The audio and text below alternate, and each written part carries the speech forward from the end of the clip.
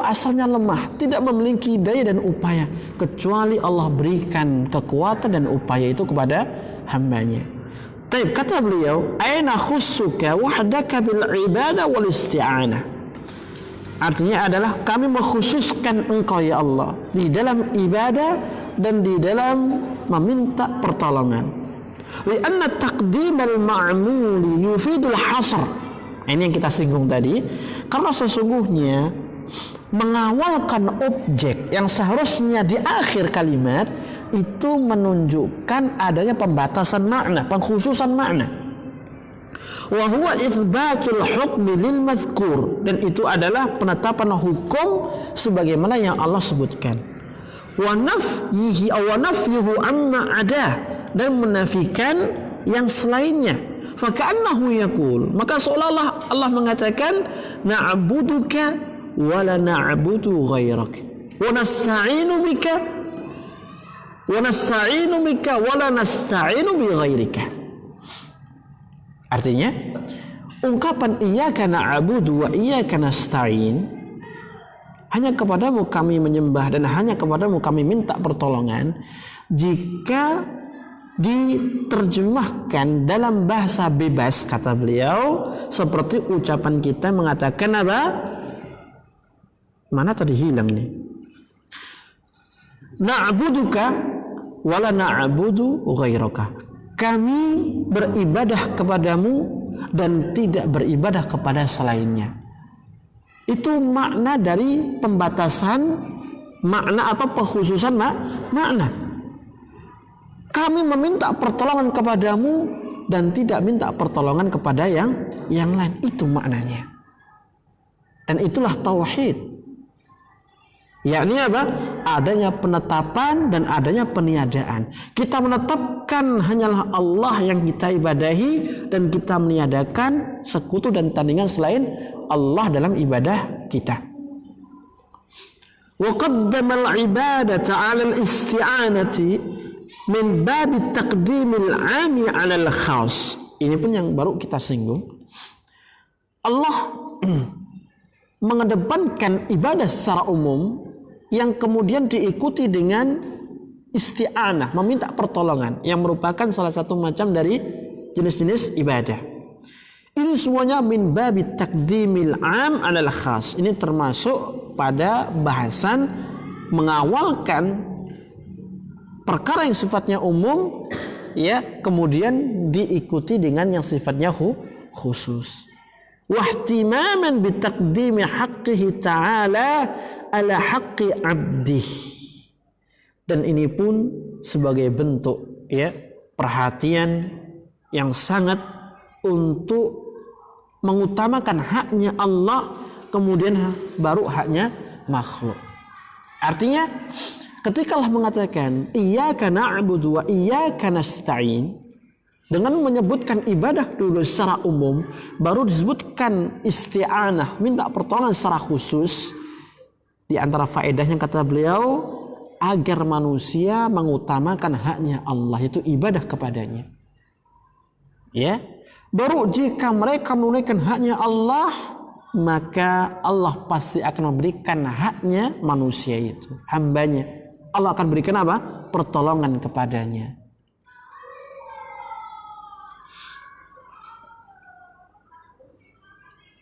Wal ibadah, dan yang dimaksudkan dengan ibadah adalah, kata beliau, ismun jami'un li kulli ma yuhibbuhu Allah wa yardah min al-a'mal wal aqwal al-zahira wal batinah.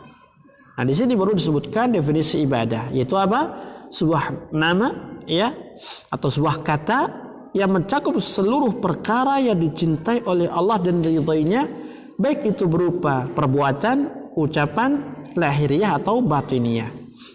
Wal isti'anah, sedangkan maksud dari isti'anah hiya i'timadu 'ala Allah ta'ala fi jalbil manafi' wa daf'il madari ma'a thiqati bih fi tahsil dhalik. Makna dari isti'anah, meminta pertolongan, adalah seorang itu bersandar, bergantung kepada Allah untuk mendapatkan manfaat dan di dalam menolak mudarat. yang diikuti dengan keyakinan yang kuat kepada Allah ya akan hal tersebut.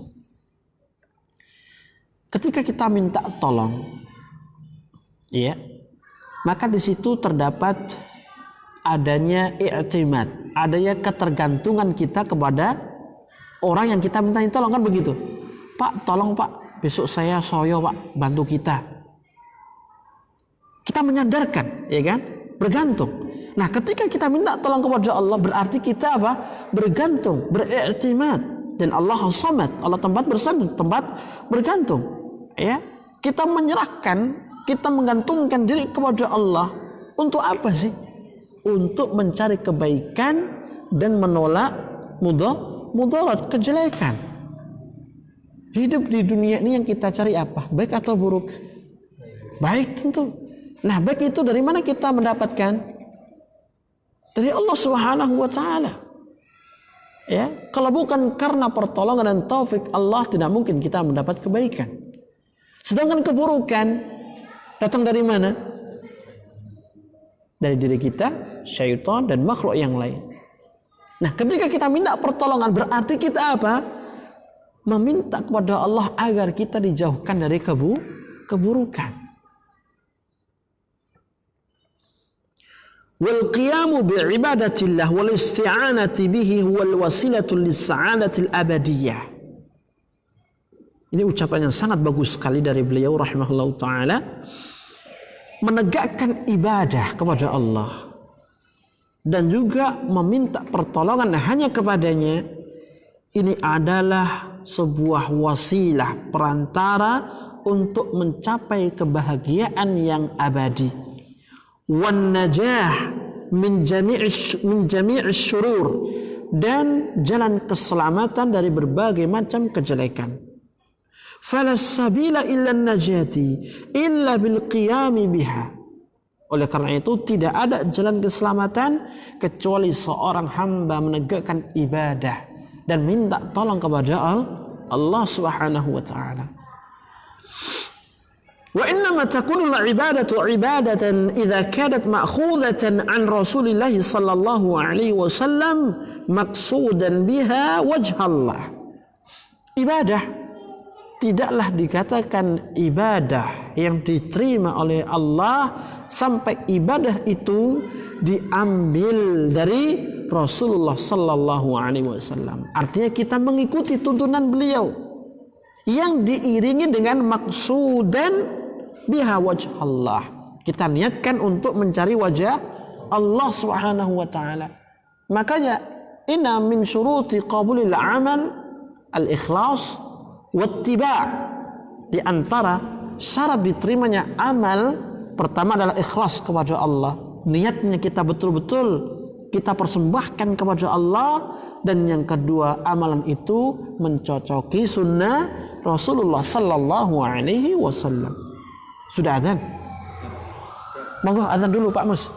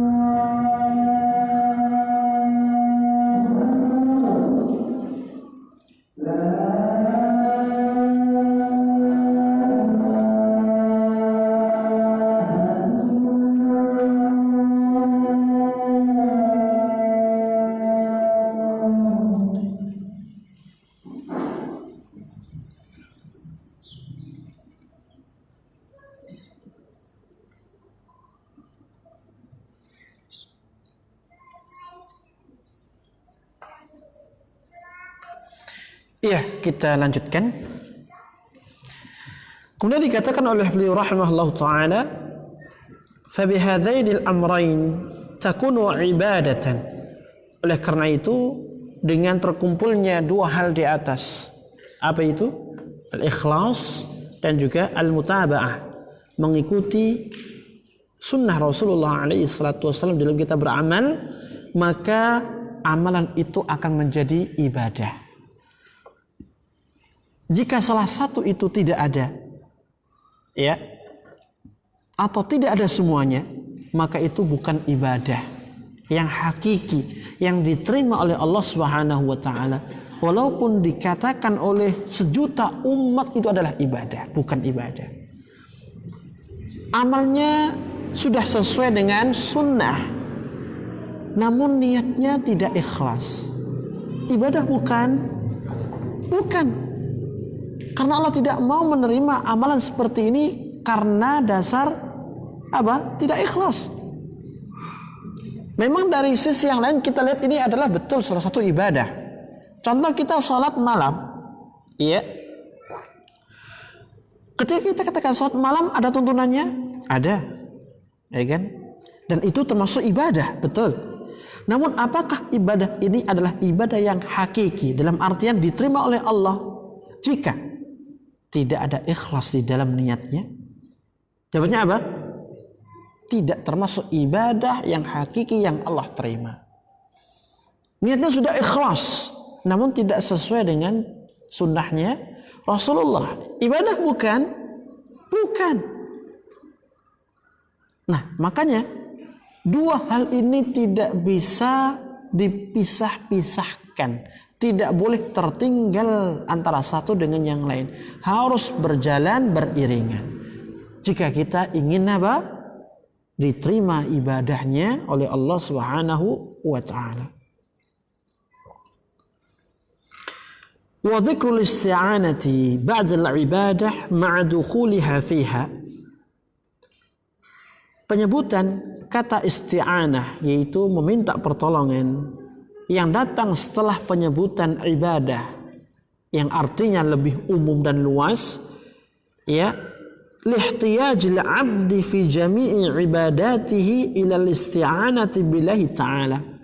Allah sebutkan itu semua, ya, karena saking butuhnya hamba akan pertolongan Allah di dalam menegakkan seluruh ibadah seperti yang kita singgung tadi. Di antara faedah mengapa Allah menyebutkan isti'anah, meminta pertolongan setelah ibadah, padahal isti'anah pun juga termasuk salah satu jenis ibadah. Karena saking butuhnya hamba akan pertolongan Allah di dalam menegakkan ibadah. Ya. Dan di antara apa yang kita minta dari Allah itu adalah taufik. Kenapa? Karena tanpa taufik bisa jadi kita akan menjadi orang yang merugi. Kita yang sudah mengenal sunnah masih butuh taufik. Kenapa?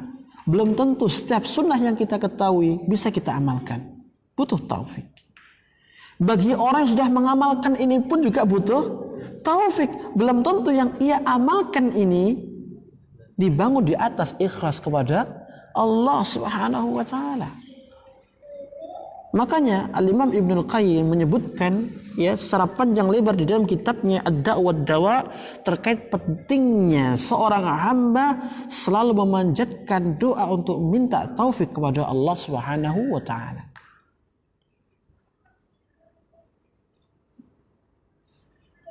Fa innahu in lam yu'inhu Allah lam yahsul lahu ma yuriduhu min fi'lil awamir wa ijtinabin nawahi. Karena sesungguhnya apabila Allah tidak memberikan pertolongan kepada hamba itu, mustahil bagi hamba bisa menjalankan perintah Allah. Mustahil bagi hamba itu bisa meninggalkan larangan Allah Subhanahu wa taala. Ya. Tsumma qala ta'ala, kemudian Allah mengatakan, ihdinas siratal mustaqim. Tunjukkan kepada kami jalan yang lurus. Artinya dullana wa arsyidna wa waffiqna ila siratal mustaqim. Tunjukkan kepada kami, arahkan kami ini, berikan kami taufik untuk bisa menempuh jalan yang lurus. Wa huwa at-tariqul wadihul musilu ila Allah wa ila jannatih.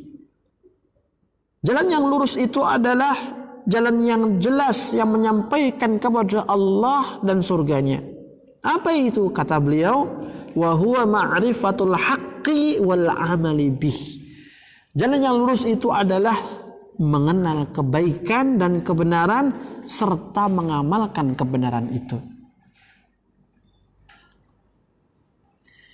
Inti dari as-siratul mustaqim adalah terkumpulnya antara ilmu dan amal. Karena itulah yang kita tidak inginkan menjadi seperti ahli kitab. Di akhir ayat Allah sebutkan apa? Ghairil maghdubi alaihim waladdallin. Bukan jalannya orang-orang Yahud. Kenapa orang-orang Yahud? Mereka punya ilmu namun tidak mengamalkan. Tidak pula jalannya orang-orang Nasara. Mengapa? Karena mereka beramal tanpa dasar ilmu. Nah, sedangkan kita yang kita minta kepada Allah ditunjukkan jalan yang lurus apa? Ilmu di atas kebenaran dan mengamalkan ilmu itu. Ma'rifatul haqqi wal amalu bih. Kata beliau, mengetahui kebenaran kemudian mengamalkan kebenaran itu. Fahdina ila sirati wahdina fis sirat. Subhanallah, ungkapan yang luar biasa. Kata beliau, tunjukkan kami ke jalan yang lurus. Pertama. Kemudian beliau mengatakan, wahdina fis sirat. Dan tunjukkan kami ketika kita berada di atas jalan yang lurus. Maksudnya apa di sini? Tunjukkan yang benar itu benar. Ya kan? Setelah mengetahui kebenaran, berikanlah kepada kami taufik untuk istiqamah di atas kebenaran itu. Berapa banyak kita jumpai kaum muslimin mengetahui kebenaran? Apakah mereka kita pastikan berada di atas kebenaran? Tidak. Contoh nyata ketika kita lihat sejarah seperti Abu Jahal dan juga tokoh-tokoh kufar Quraisy, apakah mereka betul-betul mendustakan kebenaran? Tidak. Mereka tahu apa yang dibawa oleh Muhammad itu adalah benar, bukan ucapan dia semata. Mengapa mereka tidak mau beriman? Ya, karena mereka congkak sombong. Al-kibru batarul haqqi. Sombong itu apa? Menolak kebenaran meskipun dia mengetahui dan memahami. Berapa banyak kita jumpai sudah tahu ini benar namun tidak mau apa? Menjalankannya, tidak mau menempuhnya. Makanya kata beliau, ihdina ila sirat wahdina fis sirat. Tunjukkan kepada kami jalan kebenaran. Setelah itu tunjukkan kepada kami dengan taufikmu untuk menempuh jalan ini. Yaitu istiqamah di atas taufik. Di dalam apa? Mengamalkan kebenaran. Fal hidayatu ila sirat luzumu dinil Islam. Petunjuk menuju jalan yang lurus adalah menetapi agama Islam.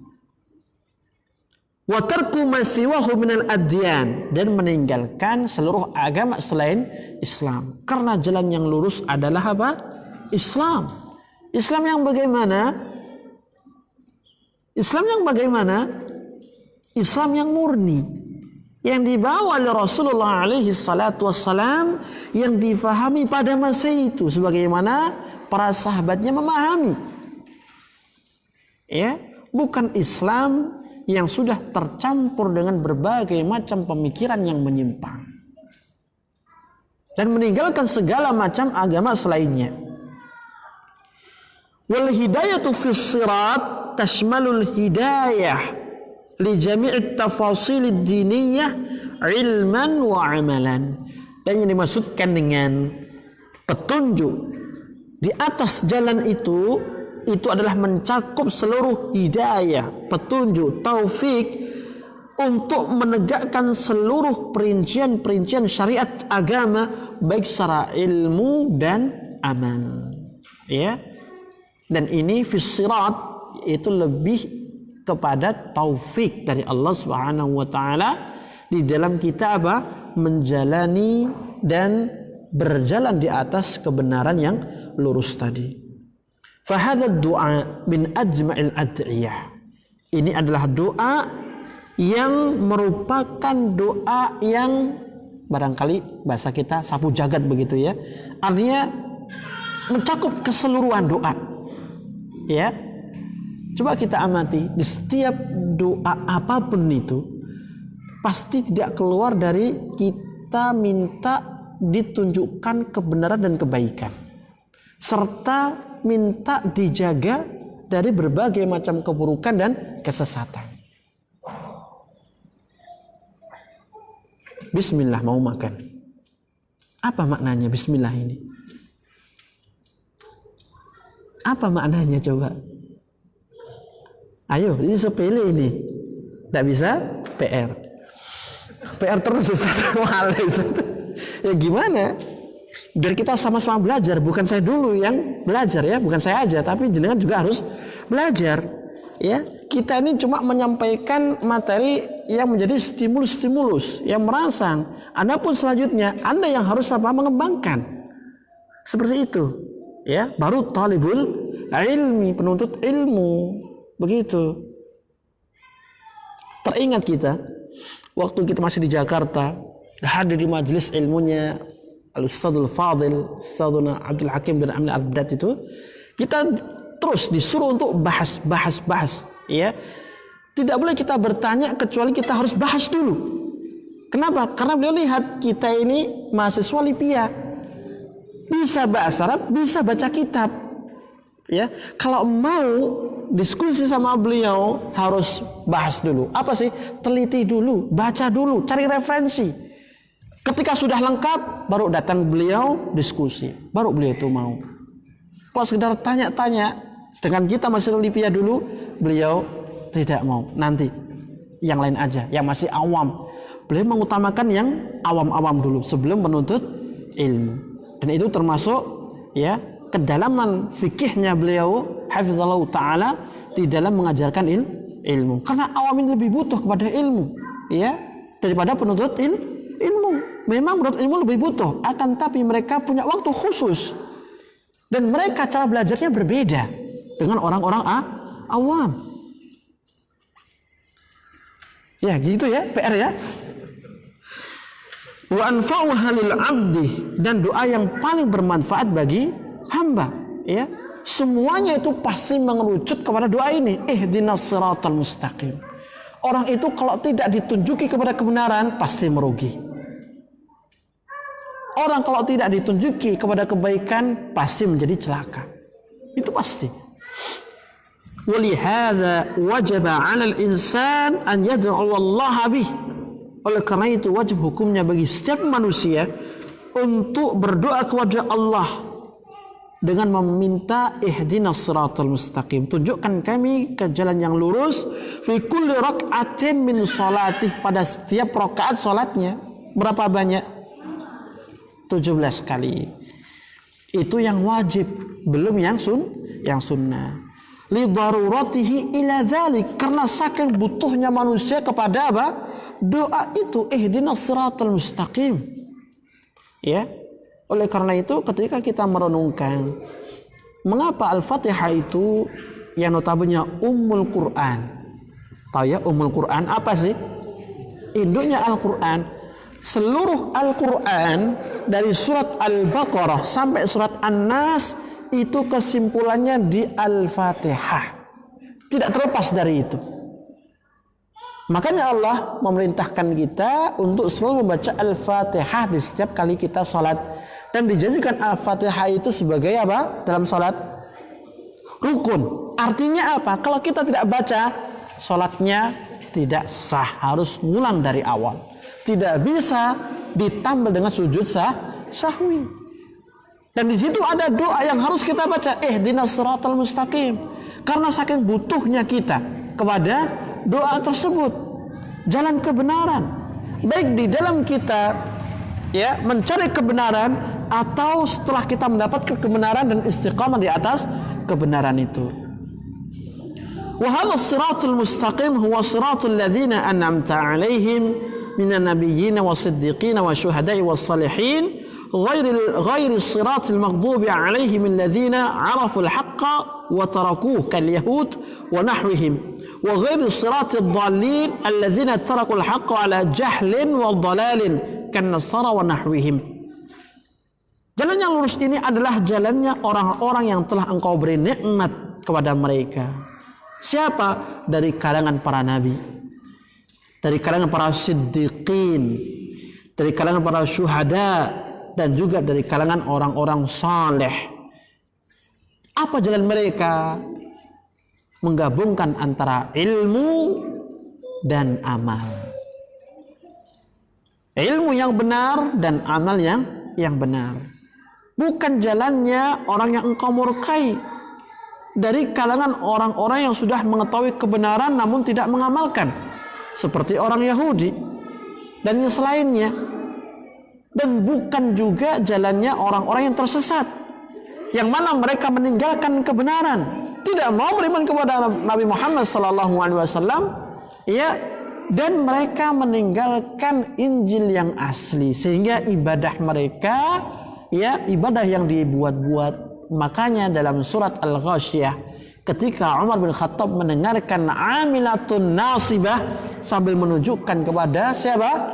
Pendeta, orang-orang Nasrani yang capek beribadah namun apa? Sia-sia. Yaslan naran hamiyah.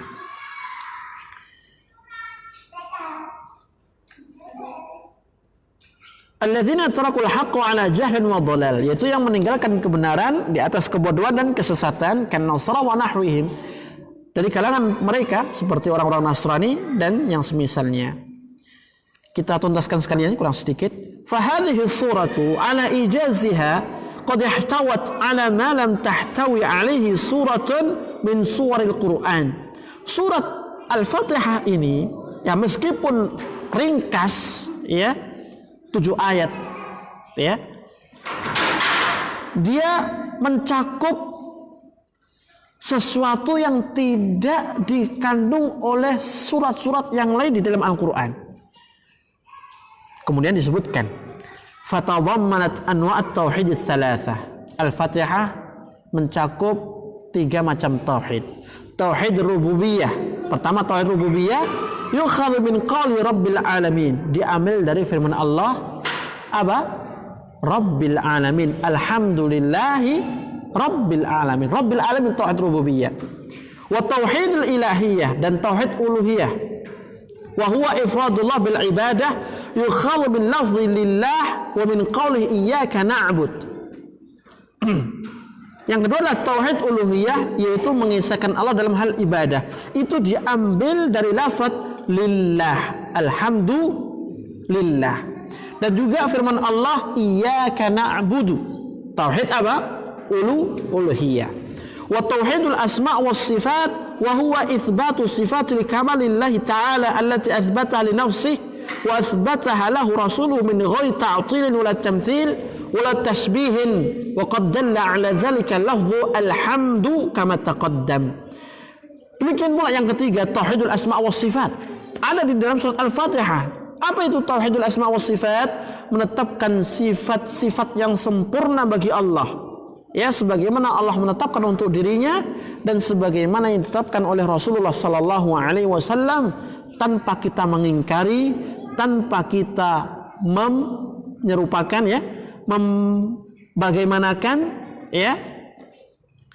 Wa qad dalla 'ala dzalika lafdhu alhamdu, dan itu ditunjukkan pada lafaz alhamdu, yaitu segala puji bagi Allah. Ketika dikatakan alhamdu, itu menunjukkan apa? Kemahasempurnaan Allah. Spesifiknya pada Bismillahirrahmanirrahim. Ar-Rahman, Ar-Rahim. Dua nama ini mengandung dua sifat. Karena setiap nama Allah pasti mengandung sifat Allah.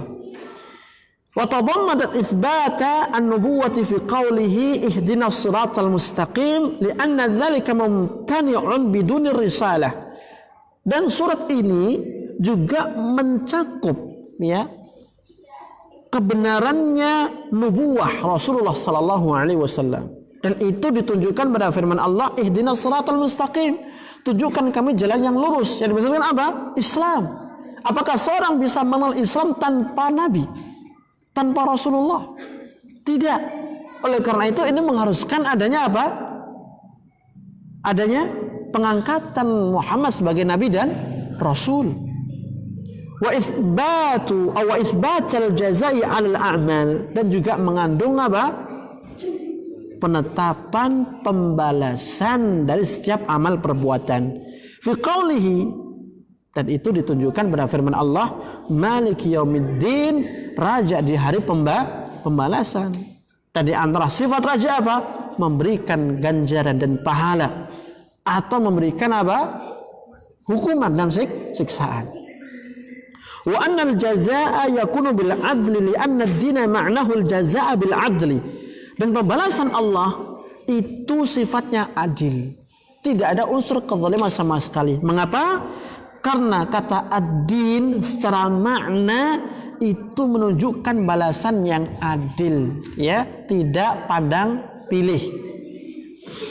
Wa tadammanat itsbatal qadar wa anna al-'abda fa'ilun haqiqatan khilafan lil qadariyah wal jabariyah.